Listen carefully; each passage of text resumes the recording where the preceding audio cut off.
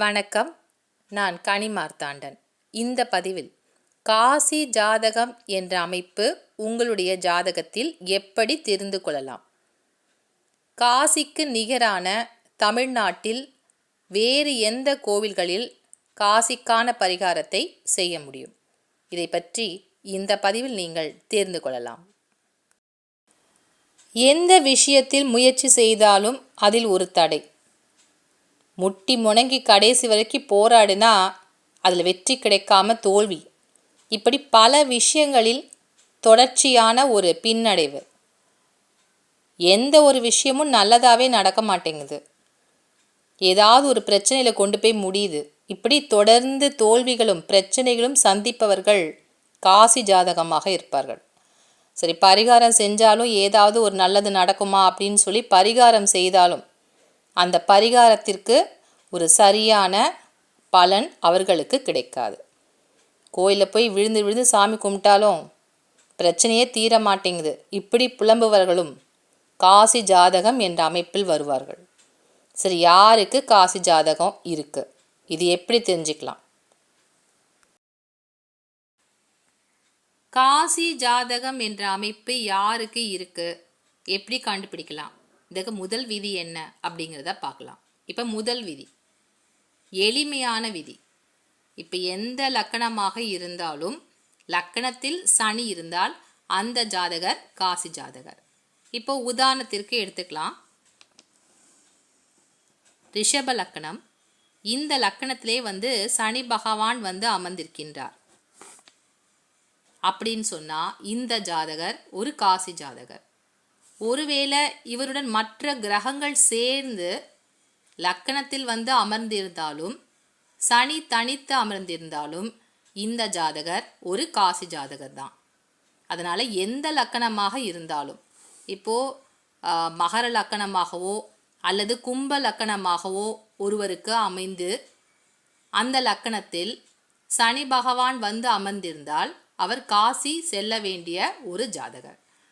சரி, ஒருவேளை சனி நேர்கதியில் செல்லக்கூடிய சனியாக இல்லாமல் வக்ரகதியில் செல்லக்கூடிய சனியாக இருந்தால் அவர் காசி ஜாதகமா அப்படின்னு கேட்டிங்கன்னா காசி ஜாதகம்தான். இப்போ சனி நேர்கதியில் இருந்தாலும் சரி அல்லது வக்ரகதியில் இயங்கக்கூடிய சனியாக லக்கணத்தில் அமர்ந்திருந்தால் இரண்டுமே காசிக்கு செல்லக்கூடிய அமைப்பு தான். அதனால் எந்த ஜாதகமாக இருந்தாலும் லக்கணத்தில் சனி அமர்ந்திருந்தால் அவர்கள் காசி செல்ல வேண்டிய ஜாதகர். இப்போ இந்த முதல் விதியோடைய இன்னொரு தொடர்ச்சியை நீங்கள் பாருங்கள். இப்போது சனி 2ஆம் இடத்துல அமர்ந்திருக்கின்றார். இவர் இங்கே 2ஆம் இடத்தில் வக்ர கதியில் இருக்கின்றார் அப்படின்னு வச்சுக்கலாம். யாருக்கெல்லாம் சனி பகவான் 2ஆம் இடத்தில் வக்ர நிலை பெற்று அமர்ந்திருக்கின்றாரோ அவர்களும் காசிக்கு செல்ல வேண்டிய அமைப்பு உடையவர்கள். வக்ர நிலை என்பது சனி பின்னோக்கி நகரக்கூடிய நிலைதான் வக்ர நிலை. அப்படின்னா இந்த சனியானவர் லக்கணத்தை நோக்கி நகருவார். அப்படின்னு சொன்னால் லக்கணத்தில் சனி பகவான் அமர்ந்திருப்பார். வக்ரகதி பெற்ற சனி யாருக்கெல்லாம் 2ஆம் இடத்தில் இருக்கிறதோ அவர்களும் காசிக்கு செல்ல வேண்டிய ஜாதகர். அது எந்த லக்கணமாக இருந்தாலும் சனி வக்ர நிலையில் 2ஆம் இடத்தில் இருந்தால் காசி ஜாதகம் என்ற அமைப்பு அவர்களுக்கு உண்டு. சனி வக்ர நிலையில் இருக்கின்ற பொழுது எப்பொழுது காசி ஜாதகமாக அவர்களுக்கு மாறக்கூடிய நிலை ஏற்படும் அப்படின்னு பார்த்தீங்கன்னா 30 வருடங்களுக்கு ஒரு முறை சனி பகவான் தான் நிற்கும் இடத்திலிருந்து பின்னோக்கி நகருவார். அதனால் இந்த 30 வருடத்துக்கு ஒரு முறை அவங்களுக்கு ஏதோ ஒரு பெரிய சிரமம் ஏற்படும் வாழ்க்கையில்.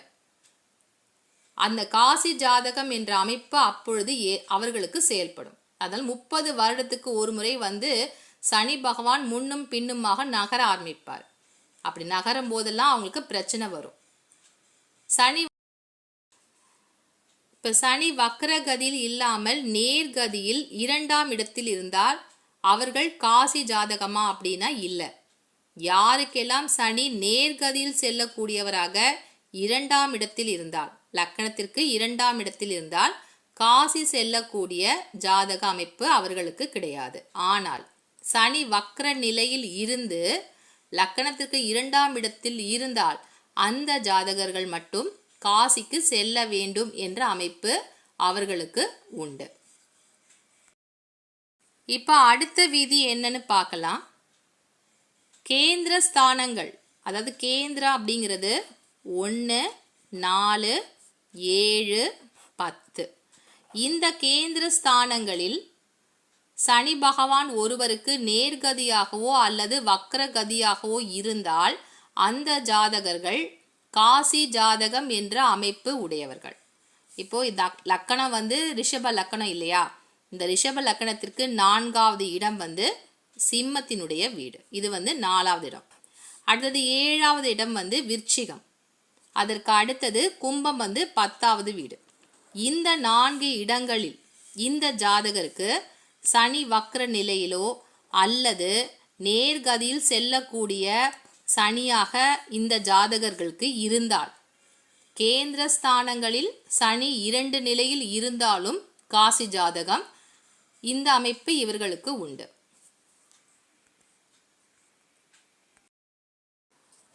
இப்போ கேந்திர ஸ்தானங்களுக்கு முன் உள்ள ராசியில் சனி பகவான் வக்ர நிலையில் இருந்தால் அவர்கள் காசி ஜாதகம் என்ற அமைப்பு அவர்களுக்கு ஏற்படும்.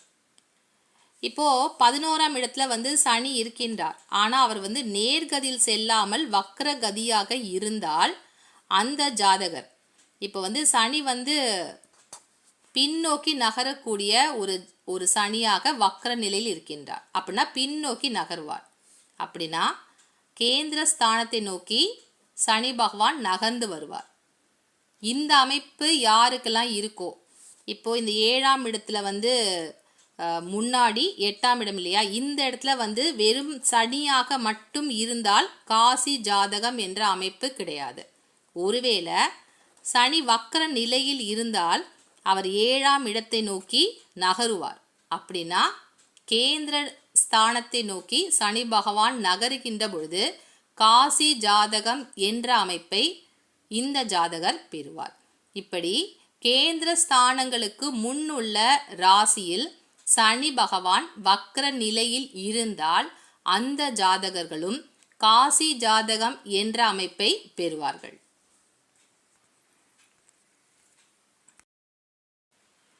மிகவும் முக்கியமான ஒரு விதி, எந்த லக்கணமாக இருந்தாலும் சர வீட்டில் சனி பகவான் வக்ரகதியிலோ நேர்கதியிலோ ஒருவருக்கு இருந்தால் அவர்களும் காசி ஜாதகம் என்ற அமைப்பை உடையவர்கள். இப்போ எதெல்லாம் சர வீடு அப்படின்னு பார்த்தீங்கன்னா மேஷம், கடகம், துலாம் மற்றும் மகர ராசி. இந்த 4 வீடுகளும் சரராசி வீடுகள். சரராசி என்பது இந்த பிறவியை குறிக்கக்கூடிய ஒரு ஸ்தானம். இந்த ஸ்தானத்தில் சனி பகவான் சனியாகவோ அல்லது வக்ர நிலையிலோ இருந்தால் அந்த ஜாதகர்கள் காசி ஜாதகம் என்ற அமைப்பை கொண்டவர்களாக இருப்பார்கள். இப்போ உங்களுக்கு புரிஞ்சிருக்கும்னு நினைக்கிறேன். சனி சரராசியில் இருந்தாலே அவர் காசி ஜாதகம் என்ற அமைப்பை கொண்டவர்கள். இப்போ ஒருவேளை சனி பகவான் சிம்ம ராசியில் இருக்காரு, ஆனால் வக்ர நிலையில் இருக்காருன்னு வச்சுக்கலாம். அப்போ பின்னோக்கி நகருவார் இல்லையா, அப்போ கடகத்தை நோக்கி பயணிப்பார். இப்படி சரராசியை நோக்கி சனி பகவான் பயணித்தாலே அவர்களும் காசி ஜாதகம் என்ற அமைப்பை கொண்டவர்களாக இருப்பார்கள். இது அவர்களுடைய வயதிற்கு ஏற்ப மாறுபடும். அது ஒரு குறிப்பிட்ட காலத்தில் காசி ஜாதகமாகவும் சில காலங்கள் காசி ஜாதகம் என்ற அமைப்பு இல்லாதவர்களாகவும் இருக்கக்கூடிய அமைப்பு இந்த சர ராசிகளுக்கு முன் இருக்கின்ற ராசிகளில் சனி பகவான் வக்ர நிலையில் இருந்தால் அவர்களுக்கு ஏற்படும். காசி ஜாதகம் என்ற அமைப்பை கண்டுபிடிப்பதற்கு இந்த காலசர்ப்ப தோஷம் உடையவர்களுக்கும் காசி ஜாதகம் என்ற அமைப்பு ஏற்படும். இப்போ 2 வகையான காலசர்ப்ப தோஷத்தை நான் எழுதி வச்சுருக்கேன். இப்போ ராகு, கேது, இந்த 2 கிரகங்களுக்கு நடுவே எல்லா கிரகங்களும் இங்கே இருக்கு. அதே மாதிரி ராகு கேதுக்குள்ள எல்லா கிரகங்களுமே இருக்கு. இப்போ சிலருக்கு ஒரு குழப்பம் இருக்கலாம், அதுக்காகத்தான் இதை வந்து தெளிவாக சொல்லித்தரணுன்றதுக்காகத்தான் இந்த ராகு கேது ரெண்டுத்தையும் வச்சு காலசர்ப்ப தோஷம் 2 வகையுமே நான் எழுதியிருக்கேன். இப்போது ராகுலேருந்து கேது வரைக்கும் நம்ம ஒரு கோடு போட்டோன்னு வச்சுக்கோங்க. எல்லா கிரகங்களுமே இங்கே இருக்குது. இந்த ராகு வந்து எல்லா கிரகங்களையும் தீண்டுதா தொழுதான்னு பார்த்தீங்கன்னா கிடையாது. ராகு எப்பொழுதுமே பின்னோக்கி தான் நகருவார். அப்படி பார்த்தீங்கன்னா ராகு வந்து இப்படி தான் நகர்ந்து வருவார். மற்ற கிரகங்களை வந்து அவர் தொடமாட்டார். அப்படின்னா சனி பகவானை மட்டும்தான் தொடுவார். இந்த மாதிரி ஒரு அமைப்பு யாருக்காவது இருந்தாலும் சனி தனித்து ராகு கேதுக்கு நடுவே இல்லாமல் தனித்து வெளியே இருக்காரு அப்படின்னு சொன்னாலே அது காசி ஜாதகம் என்ற அமைப்பு அவர்களுக்கு உண்டு. இப்போ ஒருவேளை இப்போ ராகு கேதுக்குள்ளே எல்லா கிரகங்களுமே சிக்கி இருக்கு. இப்போ ராகு வந்து எப்படி நகருவார் பார்த்தீங்கன்னா இப்படி தான் நகருவார் இல்லையா? ராகு வந்து பின்னோக்கி தான் நகருவார். அப்படின்றப்போ ராகு வந்து இப்படி தான் எல்லா கிரகங்களையுமே அவர் தொட்டு வருவார். அப்படின்னா சனியை அவர் வந்து தொடலை இல்லையா? இந்த மாதிரி ஒரு அமைப்பு யாருக்காவது இருந்தாலும் அவர்களும் காசி ஜாதகம் என்ற அமைப்பை தான் பெற்றிருக்கின்றார்கள். இப்படி ராகு கேதுவோட பிடியில் கிரகங்கள்லாம் சிக்கி இருக்கு. சனி மட்டும் தனித்து இருக்கின்றார். அவர் வந்து ராகு தீண்டினாலும் சரி இல்லை தீண்டலை அப்படின்னாலும் காசி ஜாதகம் என்ற அமைப்பு காலசர்ப்ப தோஷத்தை பெற்று சனி தனித்து இருந்தால் அந்த ஜாதகர்கள் காசி ஜாதகம் என்ற அமைப்பை பெற்றவர்கள். இப்போ ஒருவேளை சனி வந்து நேர்கதியில் போகாமல் வக்ரகதியிலே இருந்தாலும் காசி ஜாதகம் என்ற அமைப்பு கண்டிப்பாக உண்டு. இப்போ நல்லா புரிஞ்சிருக்கும்னு நினைக்கிறேன். காலசர்ப்ப தோஷம் இருக்குது, சனி தனித்து இருக்கின்றார், நேர்கதியாகவோ வக்ரகதியாகவோ இயங்கினாலே காசி ஜாதகம்.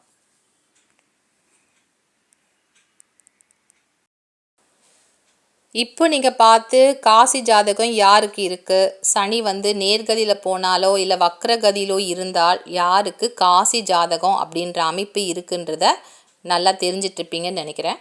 இப்போ காசி ஜாதகம் அப்படின்ற ஒரு அமைப்பு உங்கள் வீட்டில் யாருக்கோ இருக்குது அப்படின்னா காசிக்கு இணையான தமிழ்நாட்டில் இருக்க ஏதாவது ஒரு கோவிலுக்கு நீங்கள் போய் பரிகாரம் பண்ணணும்னு நினைக்கிறீங்க அப்படின்னா எந்த கோவிலுக்கு போகலாம்?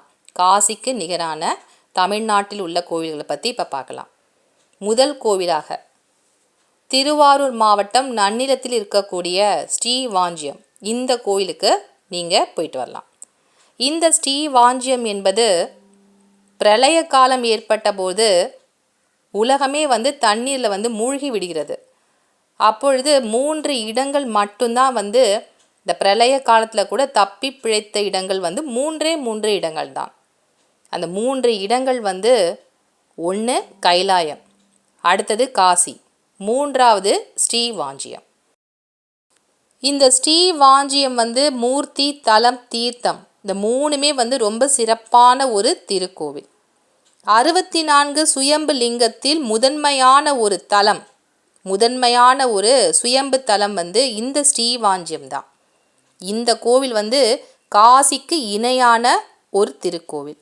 காசியை விட 1000 மடங்கு உயர்வானது இந்த ஸ்ரீவாஞ்சியம். 1000 மடங்கு உயர்வானது அப்படிங்கிறதுக்கு என்ன அர்த்தம் அப்படின்னா, காசியில் இருக்கக்கூடிய கங்கை தன்னிடம் உள்ள 1000 கலைகளில் ஒரு கலையை மட்டும்தான் காசியில் இருக்கின்ற கங்கை வைத்திருக்கின்றாள். மீதி இருக்கின்ற 999 கலைகளையும் அவள் குப்த கங்கையாக இந்த ஸ்ரீவாஞ்சியத்தில் வந்து இருக்கின்றாள். கங்கையில் நீராடிய பலன் என்னவோ அதற்கு 1000 மடங்கு பலன் தரக்கூடிய குப்த கங்கையாக இங்கிருக்கக்கூடிய குப்த கங்கை இருக்கின்றாள். அதனால்தான் 1000 மடங்கு உயர்வானது இந்த ஸ்ரீவாஞ்சியம். சனி என்று அழைக்கப்பட்டவர் சனீஸ்வரன் என்ற ஈஸ்வர பட்டம் பெற்றது இந்த தலத்தில்தான். சனியினுடைய குருவான பைரவர் இங்கே யோக பைரவராக இருக்கின்றார். இறப்பிற்கு பிறகு தண்டனை தரக்கூடியவர் பைரவர். பைரவர் இங்கே யோக நிலையில் அமர்ந்திருக்கின்றார். அவருக்கு அருகில் நாய் இருக்காது. யோக நிலையில் இருக்கக்கூடிய பைரவர் ஸ்ரீவாஞ்சியத்தில் தான் இருக்கின்றார். அதே மாதிரி யமதர்மன் க்ஷேத்திர பாலகனாக அவர் வந்து இந்த கோவிலில் தான் இருக்கார், க்ஷேத்திர பாலகன். யமனுக்கும் அந்த அதிகாரம் இல்லை. அனைத்து அதிகாரங்களையும் சிவனே இந்த தலத்தில் பெற்றிருக்கின்றார். வாஞ்சிநாதர் வந்து ரொம்ப சிறப்பானவர். வாஞ்சையுடன் யார் வந்து கேட்டாலும் வாஞ்சையுடன் அவர்களுடைய பிரச்சனைகளை தீர்த்து வைக்கக்கூடியவராக இத்தலத்தில் இறைவன் இருக்கின்றார். அதனால்தான் அவருக்கு பேர் வாஞ்சிநாதர். இந்த கோவிலில் சிவன் ஒரு வாக்கு தந்திருக்கின்றார். மிகப்பெரிய ஒரு அற்புத சக்தி வாய்ந்த ஒரு வாக்கு இந்த கோவிலில் தந்திருக்கின்றார். சனி பகவானுக்கு தந்த வாக்கு. சனி பாதிப்பில் இருந்து ஒருவர் விடுபடும் அமைப்பு இருந்தால் தெய்வ அனுகிரகத்தால் தான் அறியாமலேயே இங்கு வந்து என்னை வழிபட்டு, அதாவது சிவனை வழிபட்டு உன்னை வழிபடுவான். உன்னை என்பது சனி பகவானை. என்னை வழிபட்டு உன்னை வழிபடுவான் அப்படின்னு சொல்லி சிவன் வாக்கு தந்திருக்கின்றார். சனியே இந்த கர்ம வினையினுடைய பலன்களை, தண்டனையை தரக்கூடிய தெய்வம். அதனால்தான் காசி ஜாதகம் என்ற அமைப்பை வந்து நீங்கள் கணிக்கணும் அப்படின்னு சொன்னாலே சனி எங்கே இருக்கின்றார் அப்படின்னு தான் பார்த்து தெரிஞ்சுக்க முடியும். அப்படின்னா சனி பகவானுடைய இந்த தண்டனையிலிருந்து தப்பித்து கொள்ள யாருக்கெல்லாம் ஆசை இருக்கின்றதோ, காசிக்கு போய் தான் கர்ம வினையை தொலைக்கணும்லாம் கிடையாது. ஸ்ரீவாஞ்சியத்துக்கு வந்து இந்த குப்த கங்கையில் நீராடி வாஞ்சிநாதரை வழிபாடு செய்து அதன் பிறகு சனி பகவானை வழிபாடு செய்தால் நிச்சயமாக காசி ஜாதகம் என்ற அமைப்பிலிருந்து விடுபட முடியும். காசிக்கு இணையாக தமிழ்நாட்டில் ஸ்ரீவாஞ்சியம் மட்டும்தான் இருக்கான்னு பார்த்தீங்கன்னா இல்லை, பல கோவில்கள் இருக்கிறது. இந்த கோவில்கள்லாம் நம்ம சொல்லிகிட்டே போனால் நேரமே பத்தாது. அவ்வளோ கோவில்கள், காசிக்கு இணையான கோவில்கள் இருக்கிறது. அதை இன்னொரு பதிவில் தரேன். இப்போ ஒருவேளை உங்களுக்கு ஸ்ரீவாஞ்சியத்துக்கு போய் வழிபாடு செய்ய முடியவில்லை என்றால் காசிக்கு இணையான மற்றொரு கோவில் எங்கே இருக்குது, 2 கோவிலை பற்றி மட்டும் இந்த பதிவில் சொல்கிறேன்.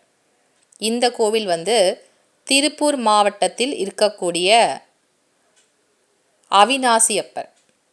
இந்த கோவில் வந்து காசிக்கு முற்பட்ட ஒரு தலம். காசிக்கு முன்னாடியே இருக்கக்கூடிய கோவில் தான் இந்த அவிநாசியப்பர். விநாசம் அப்படின்னு சொன்னாலே அழியக்கூடியது அப்படின்னு அர்த்தம். அதனால் அவிநாசி அப்படின்னு சொன்னாலே நம்முடைய பாவங்கள், கர்ம வினைகள் அழிந்து போகக்கூடிய ஒரு தலம்தான் இந்த அவிநாசியப்பர் கோவில். இந்த கோவிலில் காசி தீர்த்தம் இருக்குது. எப்படி வந்து காசிக்கு போனால் நீங்கள் கங்கையில் குளிக்கிறீங்களோ அதே மாதிரி இந்த கோவிலும் காசி தீர்த்தம் இருக்கிறது. இதை காசி கிணறு அப்படின்னு கூட சொல்லுவாங்க. அமாவாசை அன்னைக்கு இந்த கிணத்துல வந்து தண்ணி எரித்து குளித்தா ரொம்ப விசேஷம், காசிக்கு போன ஒரு பலன் கிடைக்கும். இந்த கோயில் இருக்கக்கூடிய பைரவர் மிகவும் சக்தி வாய்ந்தவர். 64 பைரவ மூர்த்தங்களில் இந்த பைரவர் தான் மிகவும் புராதனமான ஒரு பைரவர். காசி ஜாதகம் என்ற அமைப்பு யாருக்கெல்லாம் இருக்கோ அவர்கள் பைரவரை வழிபாடு செய்கிறது ரொம்ப முக்கியம். இந்த பைரவர் தான் வந்து பூதம், வேதாளம், பிரேத, பிசாசு கூட்டத்தை அடக்கி ஆளக்கூடிய தலைவர் வந்து பைரவர். இந்த பைரவருக்கு படைப்பு தொழிலும் இருக்கிறது, ரட்சிக்கும் தொழிலும் இருக்கிறது. உயிர்களை அழித்து தன்னுள் ஒடுக்கி கொள்ளும் ஆற்றலும் அவருக்கு இருக்கிறது. அதனால்தான் அவருடைய பேர் பைரவர். இந்த பை அப்படின்னு சொன்னால் படைப்பு தொழில், ரேனா ரட்சிக்கும் தொழில், வானா உயிர்களை அழித்து தன்னுள் ஒடுக்கி கொள்ளும் தொழில். இந்த 3 தொழிலும் அவர் செய்கிறதுனால்தான் அவருடைய பேர் பைரவர். எப்படி நீங்கள் காசி விஸ்வநாதரை வழிபாடு செய்து கடைசியாக கால பைரவரை வழிபட்டால்தான் காசி யாத்திரையினுடைய பலன் உங்களுக்கு கிடைக்கும். அதனால்தான் வந்து காசியில் வந்து சித்திரகுப்தனுக்கு பதிலாக பைரவரே அந்த வேலையை செய்வார். அதனால்தான் காசி யாத்திரை முடிக்கும் போது பைரவரை வழிபாடு செய்து காசி கயிறு வாங்கிட்டு நம்ம எல்லோரும் வெளியில் வருவாங்க. இந்த காசி கயிறு வாங்கினாதான் அந்த காசி சென்ற ஒரு பலன் கிடைக்கும். காசிக்கு போனால் என்ன பலன் ஒருவருக்கு கிடைக்குமோ அந்த பலனை இங்கிருக்கக்கூடிய அவிநாசியப்பரை வழிபாடு செய்தால் நிச்சயமாக அவருக்கும் அந்த காசிக்கு சென்ற பலன் கிடைக்கும். இப்போ நான் வந்து 2 கோயில் சொல்லியிருக்கேன். ஒன்று ஸ்ரீவாஞ்சியம், மற்றொன்று அவிநாசியப்பர். இன்னும் நிறைய கோயில் இருக்குது. வருகின்ற பதிவுகளில் அதை பற்றி நான் உங்களுக்கு சொல்கிறேன். இந்த 2 கோயிலில் ஏதாவது ஒரு கோயிலுக்கு போயிட்டு காசி ஜாதகம் என்ற அமைப்பு யாருக்கெல்லாம் இருக்கோ உங்களுடைய நட்சத்திரம், உங்களுடைய பிறந்த நட்சத்திரம் வரும் அன்னைக்கு போயிட்டு முதலில் அங்கே இருக்கக்கூடிய தீர்த்தம் அதில் நீராட வேண்டும். இப்போ நீங்கள் அவினாசியப்பர் கோயிலுக்கு போனீங்கன்னா காசி கிணறு இருக்குது. ஸ்ரீவாஞ்சியத்துக்கு போனால் குப்த கங்கை இருக்கின்றாள். ரெண்டுத்தையுமே நீராடுங்க. தண்ணி இல்லைன்னா கூட கொஞ்சமாக தண்ணி எடுத்து தலையிலையாவது தெளிச்சுக்கோங்க. அதுக்கப்புறமா கோயிலுக்கு போயிட்டு முதல் வழிபாடாக வாஞ்சிநாதரை வழிபாடு பண்ணணும். அவினாசியப்பர் கோயிலுக்கு போனீங்கன்னா அங்கே இருக்கக்கூடிய அவினாசியப்பரை தான் முதல்ல வழிபாடு பண்ணணும். அதுக்கப்புறம் தான் நீங்கள் என்ன பண்ணணும், பைரவரை வழிபாடு செய்யணும். பைரவரை வழிபாடு செய்து உங்களுடைய வயசு என்ன, இப்போது ஒருத்தருக்கு 36 வயசு நடந்துட்டுருக்கு காசி ஜாதகம் என்ற அமைப்பில் இருக்கக்கூடிய ஒருத்தருக்கு அப்படின்னா 36 எண்ணிக்கை வரக்கூடிய அகல் விளக்கில் நல்லெண்ணெய் ஊற்றி விளக்கேற்ற வேண்டும். யாருக்கு காசி ஜாதகமோ அவங்க தான் இந்த 36 விளக்கையும் ஏற்றணும். அதனால் உங்களுடைய ஜாதகத்தில் காசி ஜாதகம் என்ற அமைப்பு யாருக்கெல்லாம் இருக்கோ நீங்களே உங்கள் வயசுக்கு ஏற்ற மாதிரி அகல் விளக்கில் நல்லெண்ணெய் ஊற்றி விளக்கேற்றுங்க. விளக்கேற்றிட்டு சாமியை வழிபாடு செஞ்சுட்டு அங்கேயே குறைஞ்சபட்சம் ஒரு மணி நேரமாவது அந்த கோயில் இருக்கிற மாதிரி பார்த்துக்கோங்க. அதுக்கப்புறமா நீங்கள் வீட்டுக்கு திரும்பி வந்துடுங்க. இந்த 2 கோவிலில் எந்த கோவிலுக்கு உங்களால் போய் வழிபாடு செய்ய முடியுமோ செய்யுங்கள். இல்லை நாங்கள் காசிக்கு போகக்கூடிய அளவுக்கு எங்களுக்கு வசதி இருக்கா அப்படின்னு சொன்னாலும் காசிக்கு போய் வழிபாடு செய்யுங்கள். காசி ஜாதகம் என்ற அமைப்பு யாருக்கெல்லாம் இருக்கின்றதோ அவர்கள் இந்த பிறவியில் காசிக்கு சென்று தங்களுடைய கர்ம வினைகளை போக்க வேண்டிய ஜாதகம் அப்படிங்கிறதுனால தான் காசி ஜாதகம். இந்த 2 கோவிலும் தமிழ்நாட்டிலே இருக்குது. ரொம்ப விசேஷமான ஒரு பலன்களை தரக்கூடிய அற்புதமான திருக்கோவில். இந்த 2 கோயிலில் ஏதாவது ஒரு கோயிலுக்கு போயிட்டு வாங்க. காசி ஜாதகம் என்ற அமைப்பிலிருந்து விடுபட்டு உங்களுடைய வாழ்க்கையில் நீங்கள் எடுக்கக்கூடிய முயற்சிகளில் வெற்றி கிடைக்கும். நீங்கள் விரும்புகின்ற பல விஷயங்கள் உங்களுக்கு கைகூடி வரும். பரிகாரங்களை நம்பிக்கையுடன் செய்யுங்கள். அப்பொழுதுதான் நிச்சயமான பலன் கிடைக்கும். மீண்டும் ஒரு நல்ல பதிவில் உங்களை சந்திக்கின்றேன். நன்றி, வணக்கம்.